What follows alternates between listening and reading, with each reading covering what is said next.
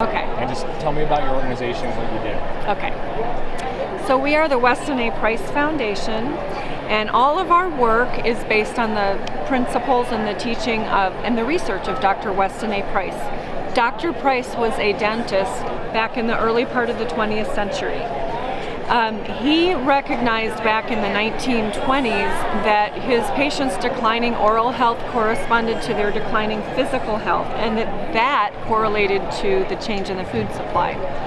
So he and his wife independently went out for about the next 8 years, and they visited indigenous cultures all over the globe.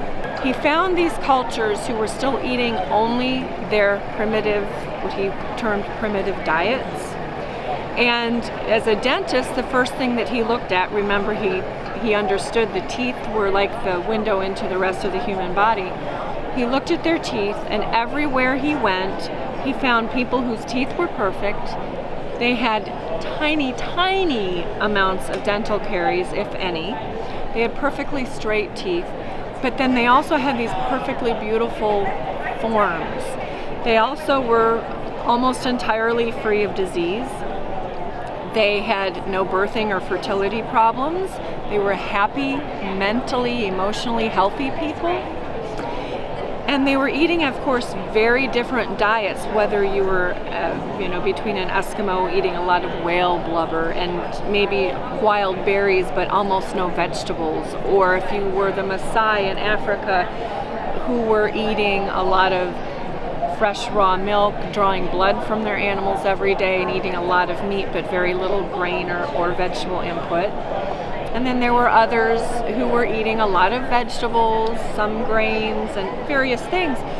But what he noticed was that even though the diets varied, every diet highly valued, prized animal foods, and not just the flesh meat that we are accustomed to eating, but the whole animal.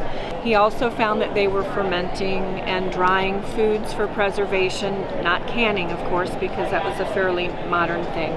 He also looked at their relatives as they left their villages and moved into cities, where people then were exposed to what he termed the foods of modern commerce. These would involve jams and jellies with white sugar, white flour, and canned foods. He found those foods to be very damaging to people's health. Within the first few years, people were experiencing cavitations and then physical problems throughout the body. And as they were having children, then their children were being born with defects and lack of vigor. So he then took it upon himself to set up a lab and invited other scientists and doctors to join him in researching what was it in all of these foods that people were eating. Well, we now have identified some of those nutrients that he was just finding, things like true vitamin A and the Woolsen factor, which is an anti-stiffness It's a vitamin compound that comes out in foods, especially animal foods in the spring or in the fall, eating rapidly growing grass. So he found that there were common activators, like fat-soluble activators, such as vitamin A and vitamin D, that worked with the minerals in the foods. And of course, all of the foods that these people were eating were naturally grown or wild. They were not grown with chemicals like they are now. And so he began to understand why the people that he looked at had such vibrant health. And then he also started working with people to help to regain their health using these foods. So he experimented with giving small amounts of cod liver oil and raw dairy and soaked oatmeal for school kids for breakfast and things like that. And he found that all of these things increased modern people's health as well. So we take these principles, we continue to do research or analyze the research of others. His dying words were, "You teach, you teach, you teach," and that's what we do. We go out and we teach people about these traditional foods and why they're important to us.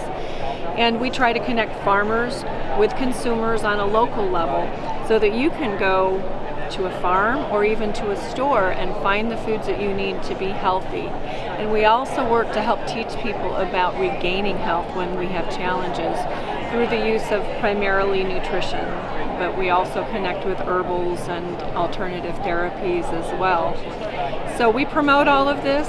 We put out a journal every quarter that is loaded with information. We have brochures on many different topics, and we go out and teach just like Dr. Price admonished us to do.